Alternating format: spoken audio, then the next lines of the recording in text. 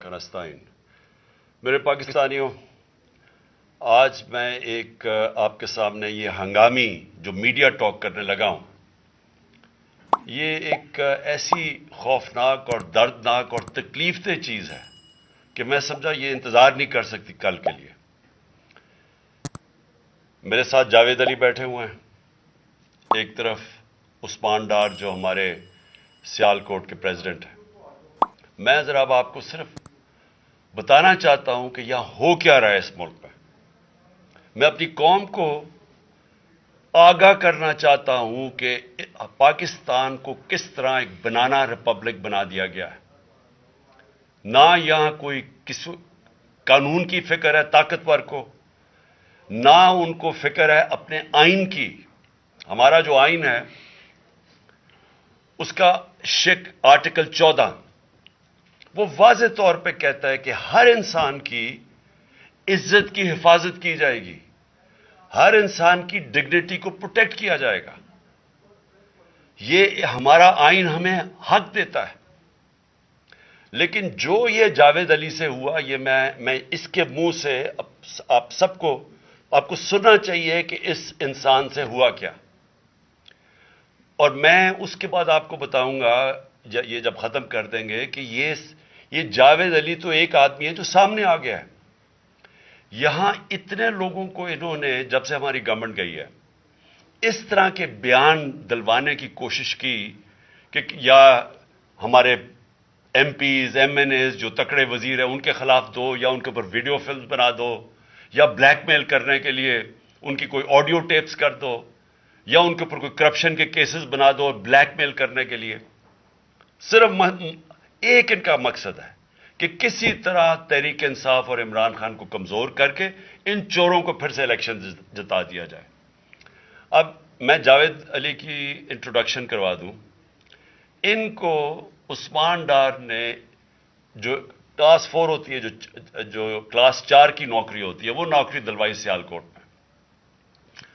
یہ خود بتائیں گے کہ ان کی نوکری ایک چوکیدار تھے؟ جی چوکیدار کی نوکری تھی۔ ان کو اٹھایا گیا، پولیس نے اٹھایا، اور اس کے بعد نامعلوم افراد نے اٹھایا، اور اب ان سے پوچھے، ان کی زبانی پوچھے کہ ان سے کیا گیا۔ پھر میں واپس آتا ہوں آپ کے پاس۔ بولو جاوید۔ السلام علیکم جی، میرا نام جاوید علی ہے۔ میں چوکیدار کی نوکری کرتا ہوں ایجوکیشن ڈپارٹمنٹ میں۔ تو مجھے ادھر بلایا جاتا ہے کال کر کے کہ آپ آئیں ادھر اور آپ سیلری اپلائی کریں اور آپ کو جو ہے نا آپ کی سیلری ملے۔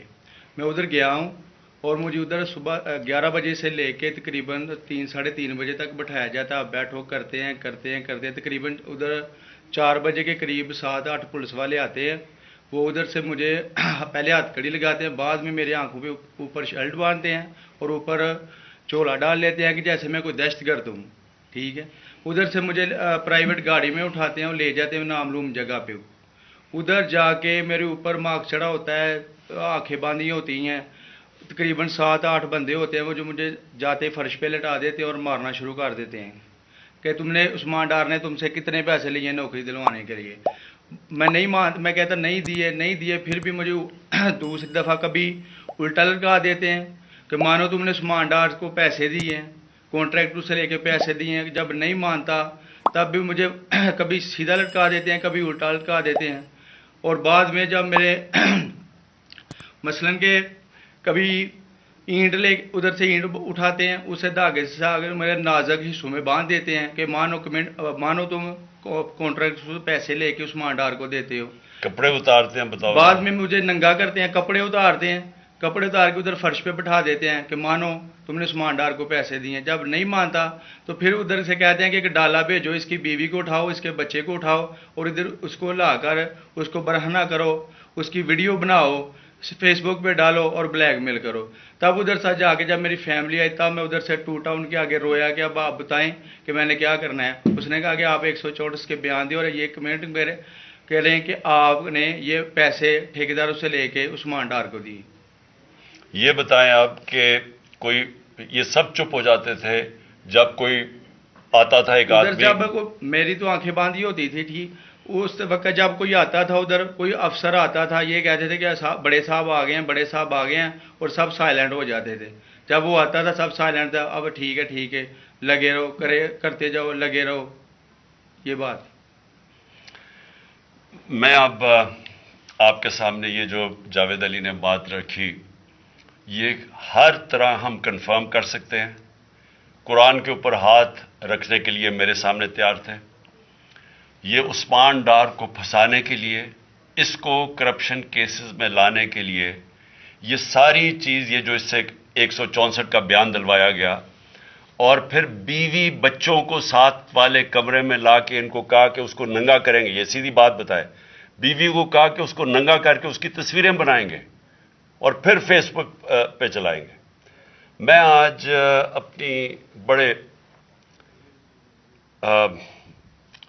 رسپیکٹ سے، میں اپنی عدلیہ سے، میں اپنی چیف جسٹس صاحب سے کہنا چاہتا ہوں کہ دیکھیں، میں اب سے نہیں، جب سے ہماری حکومت گئی ہے، میں تب سے کہتا رہا ہوں کہ ہمارے بنیادی حقوق کی حفاظت کون کرے گا. شہباز گل کو اٹھایا، اس کو ٹارچر کیا گیا، اس کو ننگا کیا گیا، اس کو لٹکایا گیا اوپر، اس کو مارا گیا. اس سے بیان دلوا رہے تھے کہ عمران خان کے خلاف سٹیٹمنٹ دو، جو اس کو کہہ رہے تھے عثمان ڈار کے خلاف سٹیٹمنٹ دو. اس کو میں تب بھی، میں نے صرف ایک میرے منہ سے نکل گئی اور غصے میں نکل گئی کہ ہم جس جج نے ان کو ریمانڈ دلوایا تھا واپس، شہباز گل کو واپس جیل میں، جب وہ ٹارچر ہوا تھا، تو میں نے کہا قانونی کارروائی کریں گے. میرے اوپر کنٹیمپٹ نوٹس کیا گیا، لیکن کوئی کسی نے ایک کسٹوڈیل ٹارچر ساری دنیا کے اندر منع ہے. کسٹوڈیل ٹارچر کے اوپر کچھ نہیں ہوا. پھر اعظم سواتی کو اٹھایا گیا اور ساری قوم کے سامنے جو اعظم سواتی نے اپنے زبان سے بتایا کہ اسے کیا گیا، ایک ٹویٹ کے اوپر، اس کا صرف ایک ٹویٹ کر دی تھی اس نے کہ NRO2 باجوہ نے دیا، جو سب قوم جانتی ہے. اس کے اوپر جو اس سے کیا گیا، پھر ویڈیو بھیجی گئی اس کی بیوی اور اس کی بیٹی کو. ایسی چیزیں اس ملک کی تاریخ میں کبھی نہیں ہوئی، یا میں تو نہیں کبھی سنی تھی ایسی چیزیں. شاید دہشت گردوں سے ہوتی ہوں، شاید کوئی باہر کے جاسوسوں سے ہوتی ہو، غداروں سے، لیکن اپنے شہریوں کو اس طرح کرنا اس ملک کی تاریخ میں کبھی نہیں ہوا. میں نے، جب مجھے گولیاں لگی، میں نے تب چیف جسٹس صاحب کو پہلے مخاطب ہوا. میں نے کہا دیکھیں، جنہوں نے مجھے یہ قتل کرنے کی کوشش کیا وہ سارے اقتدار میں بیٹھے ہوئے ہیں. اس میں یہ جو ایک آدمی ڈرٹی ہیری جب سے جنرل باجوہ لے کے آیا یہاں، تب سے یہ تشدد شروع ہوا ہے. شہباز گل کا، اعظم سواتی کا، مجھے گولیاں لگی. یہ جو داستان آپ سن رہے ہیں، سوشل میڈیا کے بچوں سے پوچھیں، جب سے یہ آدمی آئے ان سے اٹھ کے کیا ہوا. ان کو بند کمروں میں کپڑے اتارے گئے، ذلیل کیا گیا. ایک ماں باپ نے مجھے کال کی، انہوں نے کہا ابھی تک ان کا بیٹا نارمل نہیں ہوا. اس سے اوپر اتنا تشدد کیا کہ وہ ابھی تک نارمل نہیں ہوا. اور میں ان کو کہا، جس طرح اس کو جاوید کو کہا میں نے سامنے آؤ، سب ڈرتے ہیں، نامعلوم افراد سے سب ڈرتے ہیں، اور کوئی کسی قسم کی پروٹیکشن کسی کو نہیں ہے، کیونکہ یہ قانون کے اوپر ہے، یہ جو مرضی کر لیں، کوئی ان کو بچانے والا نہیں ہے. کوئی جاوید جیسے انسانوں کو جب یہ کرتے ہیں، اس کو پھر دھمکیاں دی گئی کہ تم نے یہ بتانا کسی کو نہیں ہے، تو ہم یہ کر دیں گے، ہم تمہیں یہ مروا دیں گے. تو یہ اس ملک کی، ہمارے پاس تو ایک ہی راستہ ہے، اور مجھے پتہ ہے کہ عدلیہ کے اوپر پورا اٹیک ہے، یہ مافیا کا. یہ پولیٹیشن نہیں ہے، یہ مافیا ہے جو ٹیپیں بناتا ہے ججز کی، جو ہر قسم کی بلیک میل کرتا ہے. انٹیریئر منسٹر ٹیپ چلا رہا ہے کسی کی، یہ بالکل غیر قانونی چیز ہے. وہ جج کی ٹیپ چلا رہا ہے، وہ اس کی مریم وہ ٹیپ چلا رہی ہے کسی ارشد ملک جج کی، کبھی ثاقب نثار کی ٹیپ چل رہی ہے. یہ کسی مہذب معاشرے میں یہ چیزیں نہیں ہوتی. یہ کنٹرول کے لیے، عدلیہ کو کنٹرول کے لیے صرف یہ سارے حربے استعمال کیے جا رہے ہیں. میں آج اس پلیٹ فارم سے اپنے چیف جسٹس اور اپنی ہائر جوڈیشری کو، امید تو صرف آپ سے رہ گئی ہے.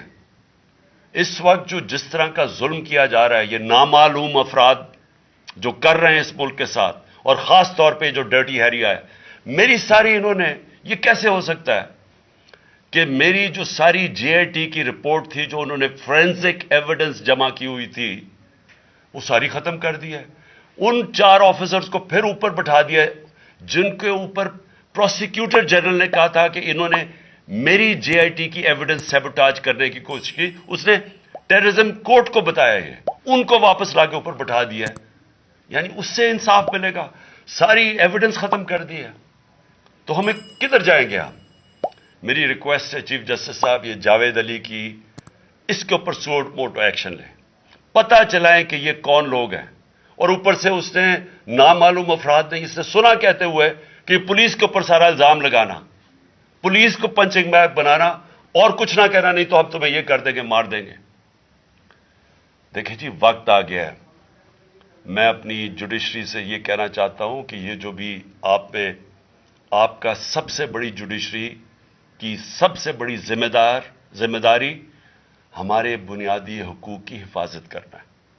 یہاں جس طرح یہ رجیم چینج کے بعد جس طرح بنیادی حقوق ختم کیے گئے ہیں، لوگوں کو لاوارث چھوڑ دیا ہے، سمجھ نہیں ہے لوگ جائیں کدھر انصاف کے لیے. ہم نے ایک پرامن احتجاج جیل بھرو تحریک شروع کی. جو لوگوں کو اٹھا کے لے کے جا رہے ہیں، ان کو کپڑے نہیں دے رہے ہیں، ان کو دور دور لے گئے ہیں، کسی کو اٹک ڈرانے دھمکانے سے خوف پھیلا رہے ہیں. ایک طرف ایک پرامن احتجاج تاکہ ملک میں نقصان نہ پہنچے. اب ہماری قوم آگے مشکل میں ہے، مہنگائی میں ڈوب گئی. کبھی پاکستان کی تاریخ میں 41% مہنگائی انفلیشن نہیں ہوئی. چھوڑ کے گئے تھے 12% تھی، آج 41% ہے. ہم اس کے احتجاج کریں کہ یہ چور اوپر بٹھا دیے، این آر او مل گیا ہے، پکڑ کے یہ حالات ہوتا ہے. سب کو ڈرانا دھمکانا، جرنلسٹ کو، صحافیوں کو، ٹی وی چینلز کو. تو میں صرف چیف جسٹس صاحب اور آپ اپنے سپریم کورٹ سے آج خاص درخواست کرتا ہوں کہ یہ جاوید علی کی کہانی سنیں، پوچھیں کون ذمہ دار ہے. کہیں تو لائن ڈرا کریں کہ اب ان کو خوف تو ہو کہ کوئی کھڑا ہے ان کے لیے، عوام کے لیے، عوام کے ساتھ کھڑا ہے. کوئی تو ایکشن لیں تاکہ عوام کو کوئی حوصلہ ہو کہ ہماری عدلیہ ہمیں بچائے گی. کون بچائے گا جاوید؟ سوچیں کہ بیوی بچوں کو ساتھ والے کمرے میں جا کے کہتے ہیں اس کو ننگا کر کے ہم اس کی تصویریں بنائیں گے. یہ کون سے معاشرے میں ہوتا ہے؟ یہ کوئی غدار ہے؟ کوئی ایک چوکی دار کی کلاس 4 کی نوکری کر رہا ہے، اس سے اٹھا کے یہ کیا کہ جی اس کے خلاف ایویڈنس دے، کہ وہ دیکھیں جی کتنا آپ نے اس کے لیے کتنی، پتہ نہیں کدھر سے اس نے کلاس 4 کے چوکی دار نے پتہ نہیں کیسے پیسے بنا کے دینے تھے اس کو، لیکن کوئی ایویڈنس مل جائے تاکہ کسی طرح تحریک انصاف کا جو سیالکوٹ کا ہمارا ڈسٹرکٹ کا پریزیڈنٹ ہے، اس کو کسی طرح گندا کیا جائے اور اس کو کسی طرح نااہل کیا جائے، کسی طرح اینٹی کرپشن میں آ جائے. اور یہ ہے پنجاب کی جو انہوں نے کیئر ٹیکر گورنمنٹ، یہ جو ایک بددیانت دار ایک میں اس کا نام مجھے سمجھ نہیں آتا کہ ایسا گھٹیا چیف الیکشن کمیشن اس ملک کی تاریخ میں نہیں آیا کہ شرم نہیں آئی کہ نیوٹرل کیئر ٹیکر یہ حرکتیں کرتا ہے. یہ نیوٹرل کیئر ٹیکر کے نیچے ہو رہا ہے.